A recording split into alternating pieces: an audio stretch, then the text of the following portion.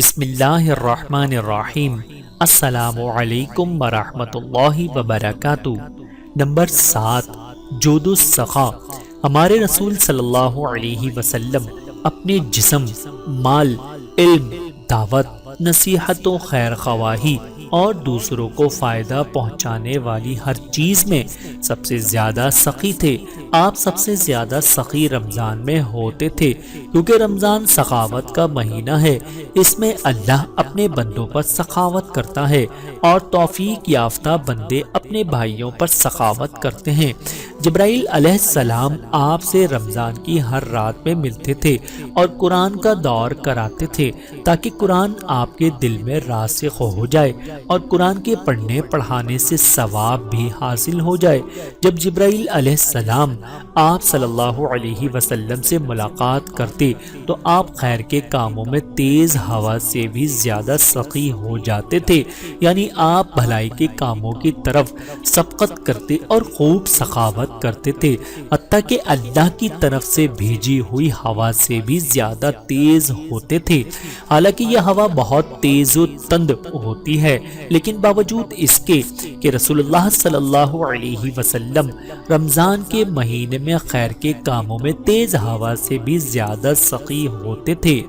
بحوالہ بخاری و مسلم، رسول اللہ صلی اللہ علیہ وسلم سے ایک شخص نے اسلام لانے پر سوال کیا تو آپ نے 2 پہاڑوں کے درمیان جتنی بکریاں آتی تھیں اس کے برابر بکریاں اسے عنایت فرما دی۔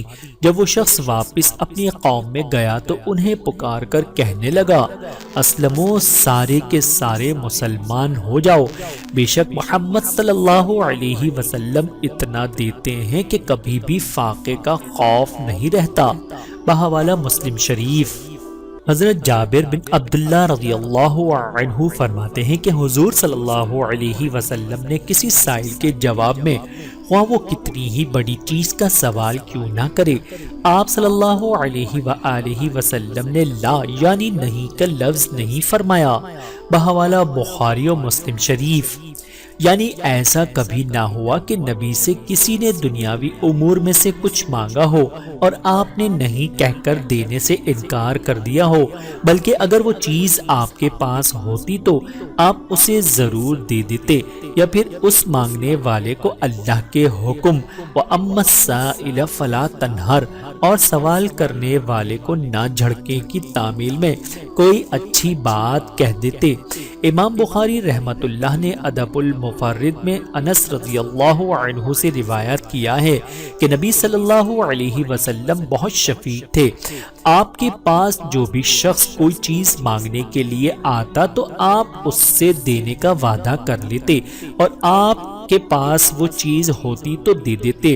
اور ابو ہریرہ رضی اللہ عنہ سے روایت ہے کہ نبی صلی اللہ علیہ وسلم کے پاس ایک آدمی آیا، آپ نے اپنی ازواج کے پاس اس کا کھانا منگانے کے لیے ایک آدمی کو بھیجا تو انہوں نے جواب دیا کہ ہمارے پاس پانی کے سوا کچھ نہیں ہے۔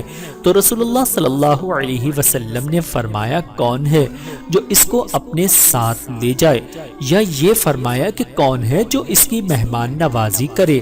بحوالہ بخاری، اسی طرح صحیح بخاری میں سہل بن سعد رضی اللہ عنہ سے روایت ہے کہ ایک عورت آپ کے پاس ایک چادر لے کر آئی، اس نے عرض کیا، اے اللہ کے رسول، میں نے یہ آپ کو پہنانے کے لیے اپنے ہاتھ سے بنا ہے۔ نبی صلی اللہ علیہ وسلم نے اسے لے لیا اور آپ کو اس کی ضرورت بھی تھی۔ آپ ہمارے پاس آئے تو وہ چادر آپ کی تہبند تھی۔ لوگوں میں سے ایک آدمی نے کہا کہ اے اللہ کے رسول، آپ اسے مجھے پہنا دیں۔ آپ نے فرمایا، ٹھیک ہے۔ نبی صلی اللہ علیہ وسلم اس مجلس میں کچھ دیر تشریف فرما رہے، پھر واپس چلے گئے اور اس چادر کو لپیٹ کر آپ نے اس آدمی کے پاس بھیج دیا۔ لوگوں نے اس سے کہا، تم نے اچھا نہیں کیا، تم نے یہ چادر آپ سے مانگ لی، حالانکہ تمہیں معلوم ہے کہ آپ کسی مانگنے والے کو منع نہیں کرتے تھے۔ اس پر وہ آدمی کہنے لگا، اللہ کی قسم، میں نے آپ سے صرف اس لیے مانگا کہ میری وفات کے دن یہ میرا کفن بن جائے۔ سہل رضی اللہ عنہ کا بیان ہے کہ وہی چادر اس کا کفن بنی۔ آپ کا مانگنے والے کے ساتھ یہی رویہ ہوا کرتا تھا، اگر وہ چیز آپ کے پاس ہوتی تھی تو آپ اسے عنایت کر دیتے تھے، اگرچہ آپ کو اس کی ضرورت ہی ہوتی، اور اگر وہ آپ کے پاس نہیں ہوتی تو پھر آپ مانگنے والے سے معذرت کر لیتے، یا پھر کسی اور وقت کا اس سے وعدہ کر لیتے، یا پھر اس کے لیے اپنے صحابہ سے سفارش کر دیتے تھے۔ یہ آپ کا جود و کرم اور حسن اخلاق تھا۔ ایک موقع سے رسول اللہ صلی اللہ علیہ وسلم کی خدمت میں 90,000 درہم آئے۔ آپ کو ان کی چٹائی بورے پر رکھ کر کھڑے ہو گئے اور آپ نے ان کو تقسیم کرنا شروع کر دیا اور کسی بھی سائل کو خالی ہاتھ نہ لوٹایا، یہاں تک کہ سب کے سب درہم تقسیم کر دیے۔ اس کے بعد ایک سائل آیا اور سوال کیا تو آپ نے فرمایا، اب میرے پاس کچھ نہیں، لیکن تم میرے نام پر خرید لو، جب میرے پاس مال آئے گا تو میں ادا کر دوں گا۔ اس پر حضرت عمر رضی اللہ عنہ نے آپ صلی اللہ علیہ وسلم سے عرض کیا، اللہ تعالیٰ نے آپ کو اس چیز کا مکلف و ذمہ دار نہیں بنایا جس پر آپ قادر نہ ہو۔ رسول اللہ صلی اللہ علیہ وسلم نے حضرت عمر فاروق رضی اللہ عنہ کی اس بات کو سن کر ناپسند کیا۔ انصار میں سے ایک شخص کھڑا ہوا اور عرض کی کہ یا رسول اللہ صلی اللہ علیہ وسلم، آپ خرچ کرتے جائیے اور عرش کے مالک رب سے کسی کمی کا خوف نہ کیجیے۔ یہ بات سن کر رسول اللہ صلی اللہ علیہ وآلہ وسلم اتنا مسکرائے کہ اس بات کی خوشی کے آثار آپ صلی اللہ علیہ وسلم کے چہرے اقدس پر نمودار ہو گئے، اور آپ نے فرمایا، مجھے اسی بات کا حکم دیا گیا ہے۔ بحوالہ ترمذی شریف۔ حضرت ابو ہریرہ رضی اللہ عنہ سے روایت ہے کہ رسول اللہ صلی اللہ علیہ وسلم نے فرمایا، اگر میرے پاس احد پہاڑ کے برابر بھی سونا ہو تو میں یہ چاہوں گا کہ میرے اوپر 3 راتیں اس حال میں نہ گزرے کہ میرے پاس اس سونے میں سے کوئی شے بچی پڑی ہو سوا اس کے جسے میں قرض دینے کے لیے رکھ چھوڑوں۔ بحوالہ بخاری و مسلم۔